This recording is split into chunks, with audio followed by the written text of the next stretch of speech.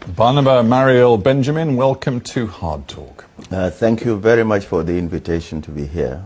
Well, it couldn't be blunter about the president being the man in charge of the armed forces, so we must then hold the president responsible for the fact that on February 1st, your armed forces went into the town of Leer in the north of your country.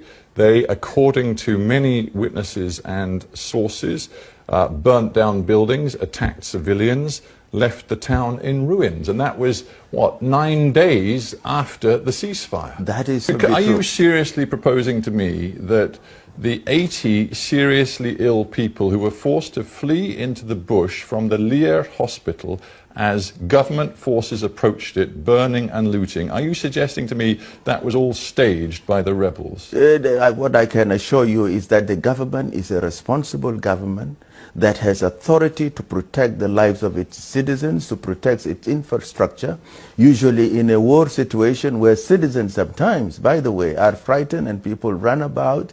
It cannot be true that the government can do that destruction. Why can't it be true? Why can't it be true when so many witnesses describe what happened? Prime Minister, you're making something complicated which is quite simple. Leer was the hometown, actually, of Riek Machar, the leader of the opposition forces, the former vice president. Government forces assaulted that town. There's no dispute about that because government forces are now very proud to say they're in control of that town. As you have seen since mid-December, are you suggesting to me that it is legitimate for your armed forces to go into civilian areas, to burn, to loot, to rape, to murder, as we have seen over the last 8 weeks? What I'm saying, the government forces have not raped, have not looted, as you said. There are isolated cases. In fact, maybe there could be isolated cases of soldiers who might be indisciplined. There are cases, you call them isolated. Let us focus specifically on the peace talks, the rebel accusation that your government continues to use violence in violation of the ceasefire. And let's talk about one particular angle on their claims. That is the continued presence on your territory of between 1,500 and 2,000 heavily armed Ugandan troops. Why are they there? Foreign Minister, I can only imagine your embarrassment if you insist that the Ugandan forces have been there since 2008 and their function hasn't changed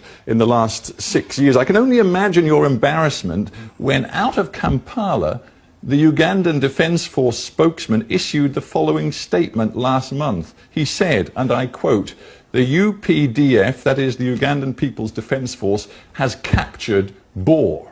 No, the Bor was captured by the government forces. I'm telling you what the Ugandans claim they have done on your behalf. And don't forget, South Sudan is an independent state that by international law has the authority to make agreements with any other country in the region. Somebody, Foreign Minister, isn't telling the truth here. Either it's the Ugandans, and I can't really see what their motive would be for claiming a military involvement that they don't have, or it's you, but I can see your motive might be that you're thoroughly embarrassed.